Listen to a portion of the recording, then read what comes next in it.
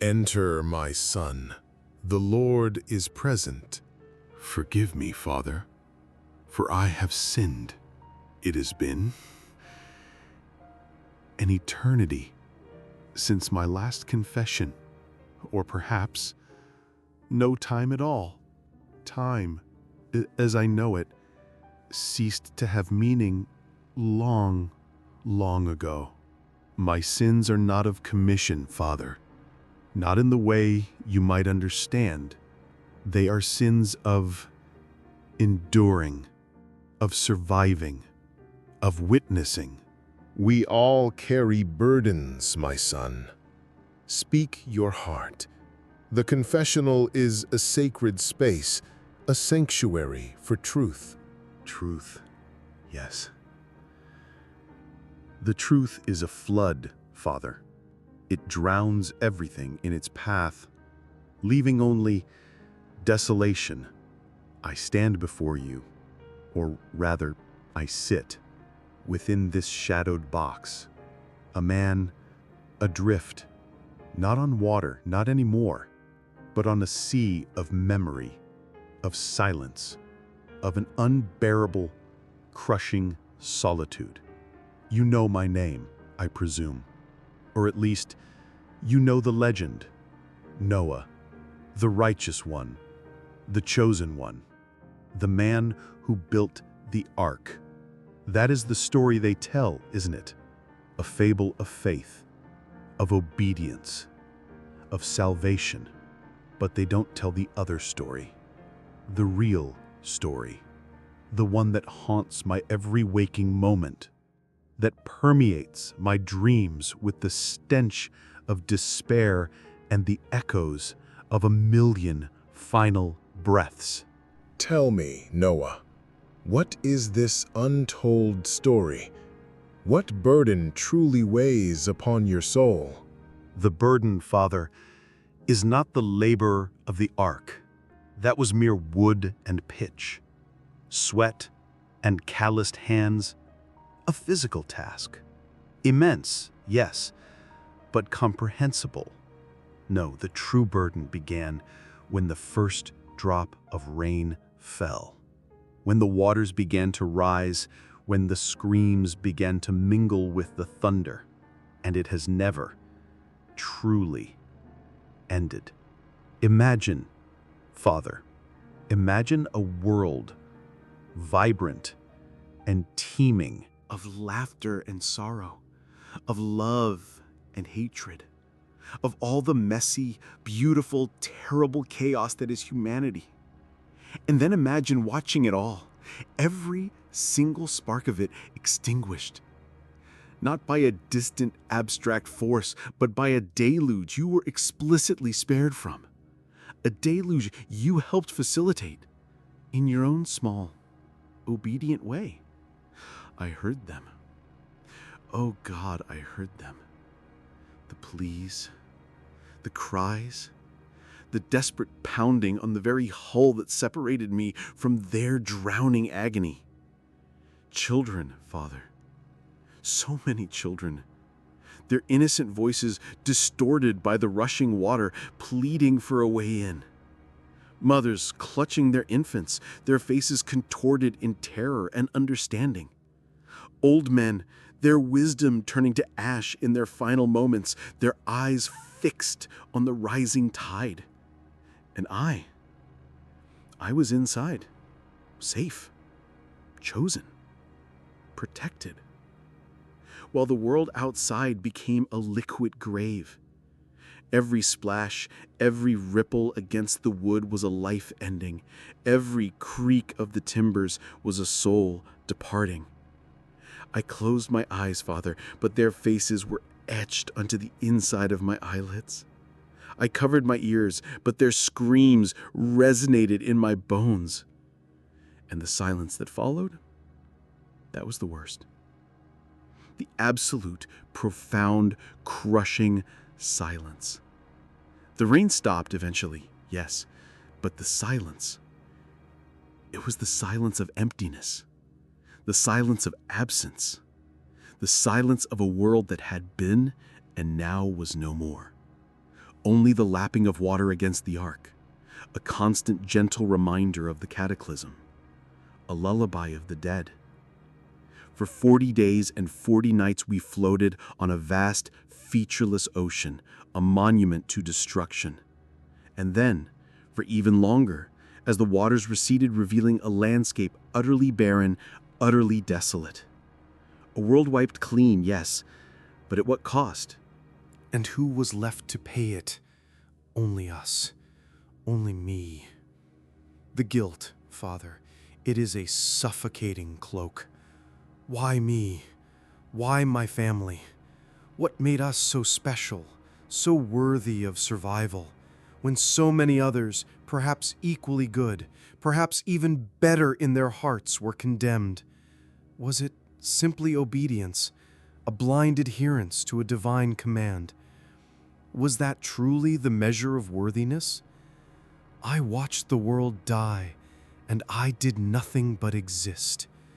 That is my sin, Father, the sin of existence in the face of universal oblivion, the sin of being the only one left to remember. And the memory, Father, is a torture far more exquisite than any physical pain. It is a constant gnawing question. Was it worth it? Was I worth it? Was any of this worth it? I see their faces still, in the dawn, in the dusk, in the quiet moments when my mind is allowed to wander. The young woman who always offered me water as I toiled on the ark, her eyes full of skepticism than fear. The old carpenter who scoffed at my madness, but whose laughter was infectious. The children who played near the construction site, oblivious to their impending doom, their innocent joy a sharp contrast to my grim purpose. All of them gone, swept away, and I, the instrument of their demise, or at least the passive witness, was spared. It is a privilege, they say, a blessing. But it feels like a curse, Father, a heavy, unbreakable curse that binds me to a graveyard the size of the world. The dreams are endless. The water rises always. The ark is there, but the door is locked from the inside. I try to open it, to let them in, but my hands are paralyzed. The wood is slick with rain, with tears, with the blood of the desperate. And then the screams become a roar, and the ark is swallowed by the waves, and I am pulled down with it, drowning in the very salvation I was meant to embody. I wake up gasping, my heart pounding, convinced for a moment that I am still there, trapped, listening to the final gurgle of a dying world. And then there is the resentment. Oh yes, Father, the hidden resentment.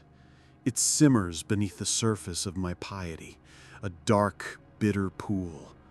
Resentment towards Him, towards the Almighty, for choosing me for this unspeakable task, for making me the sole keeper of this horrific memory, for demanding an obedience that felt, in its purest execution, like an act of profound cruelty. He saved us, yes, but He made us complicit in the greatest act of destruction the world has ever known. He made me watch, He made me listen, He made me survive, only to carry the weight of a drowned humanity on my shoulders for all eternity. They say God is merciful. Where was the mercy, Father, in the millions of innocent lives extinguished? Where was the mercy in the terror, the despair, the absolute annihilation of all hope? Was it mercy for the few to be saved while the many perished in agony? Or was it simply a divine cleansing, a cosmic reset, and I was merely the broom, swept along with the debris? I built the ark, yes. I gathered the animals. I preached the coming doom, my voice hoarse, my words falling on deaf ears or mocking ones. But in the end, it was not my choice. It was his. And I was merely his instrument, a tool, a witness, a survivor. And that, Father, is the part that truly poisons my soul. The lack of agency, the enforced righteousness, the terrible, terrible knowledge that I was chosen to live while everyone else was chosen to die. And I had no say in it, none at all. Every time I look at the rainbow, Father, I see not a promise, but a scar. A colorful, beautiful scar across the face of the sky, marking where the world once bled. A constant, vibrant reminder of the covenant, yes, but also of the catastrophe that necessitated it. A permanent memorial to the dead, painted across the heavens for me and for my descendants to gaze upon. And what do they see, these generations born after the deluge? They see a story, a myth. They do not feel the weight of the water. They do not hear the screams. They do not know the silence. And I cannot tell them. How can I possibly convey the true horror of it without shattering their fragile peace? So I carry it alone.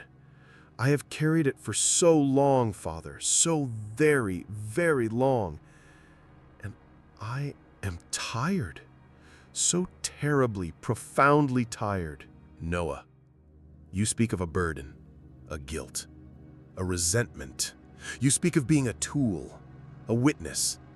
But tell me, son, truly, when the water was at its highest, when the world was a single, vast, churning grave, did you ever, even for a fleeting moment, wish you had been among those who perished? Did you ever look out from the ark and feel not just pity or horror, but a longing for that oblivion to escape the crushing weight of your unique salvation? Was there a part of you that resented the very breath in your lungs, knowing so many others no longer drew theirs? Yes, Father. 1,000 times yes, 1,000,000 times. Every single moment, every single day since. There were times, many times, when the thought of simply opening the door, of stepping out into that swirling abyss, was a temptation almost too great to bear. To join them, to cease being the sole tormented witness, to let the water wash away not just the world, but the unbearable memory of it within me.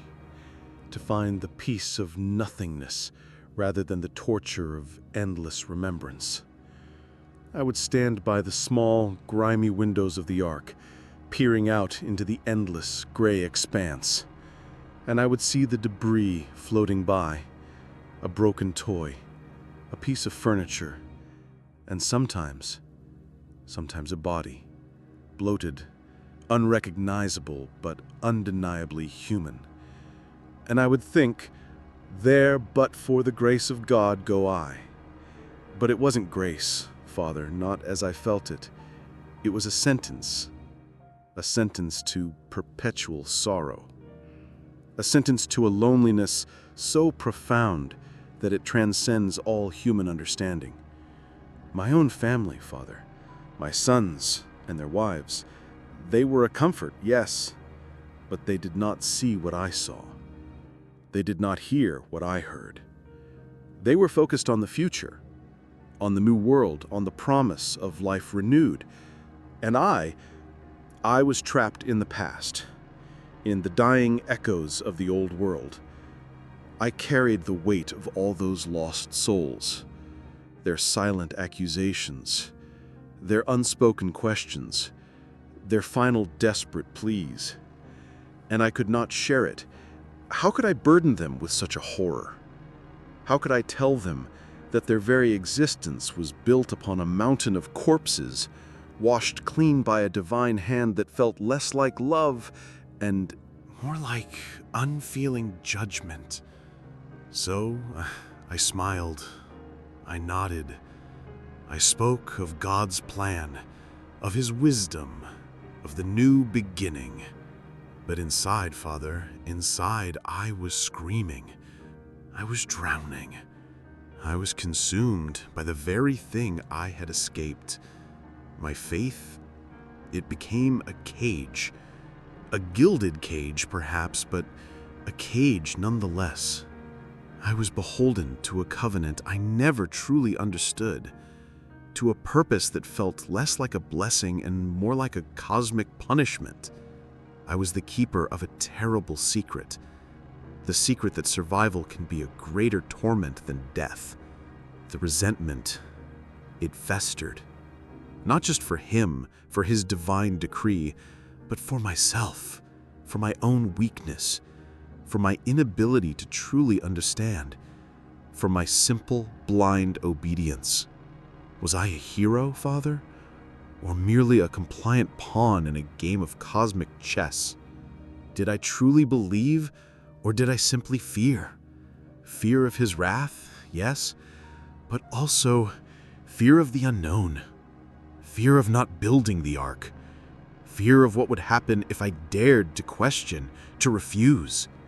And that fear, Father, that profound, primal fear, it solidified my obedience. And that obedience, in turn, sealed the fate of all others. This burden, it is not a memory that fades. It is a living, breathing entity within me. It whispers in the quiet moments. It screams in the storms.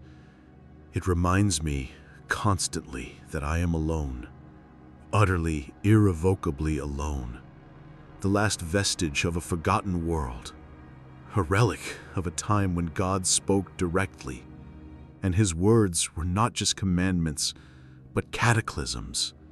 And I, the one who heard, the one who survived, am left to bear the unbearable weight of his terrible glory.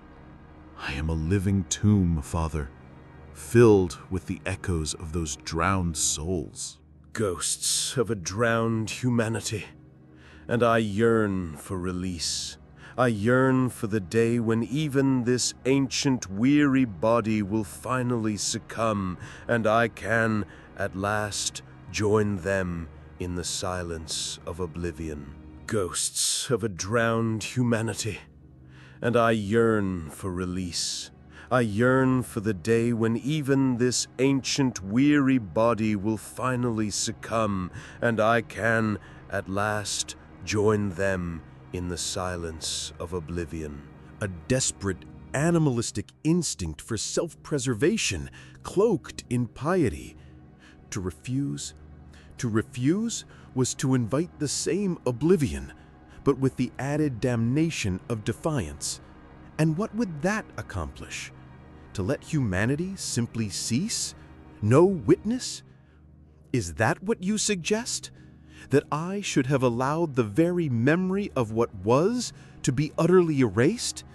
That I should have condemned not just the living, but the very possibility of their remembrance?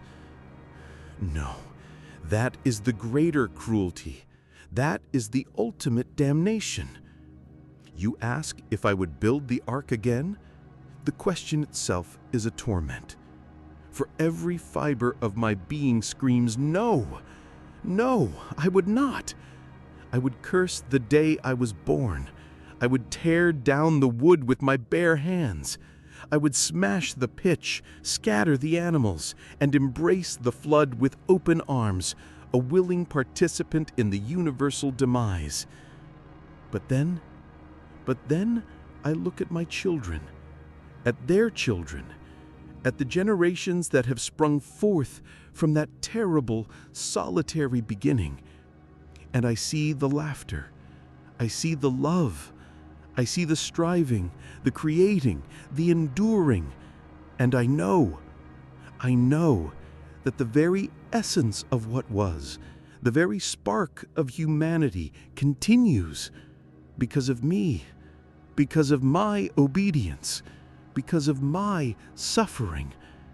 And that is the true agony, Father, the paradox, the knowledge that my greatest torment, my deepest guilt, my most bitter resentment is inextricably linked to the very existence of everything that is good and beautiful in this renewed world. I am the root of their joy and the repository of their forgotten sorrow. I am the foundation of their peace and the living embodiment of their forgotten terror. I rage against him. I curse the day he chose. Me, I rail against the burden, but then I see a child's face, innocent and full of wonder, and I know that the alternative was total annihilation. And that, Father, is a horror even I, Noah, cannot countenance. So I am trapped between the unbearable weight of what was and the terrible necessity of what is. I am a living contradiction, a monument to both salvation and destruction. And there is no absolution for that, Father, no forgiveness. Only this endless, grinding existence, bearing the weight of a world I saved but could not heal. The world outside was washed clean, but my soul remains stained, Father, stained with the memory of every lost breath, every shattered hope, every silent, watery grave. And I am tired of carrying it. I am so tired. Noah, you have articulated the unutterable. You have laid bare a wound that spans millennia.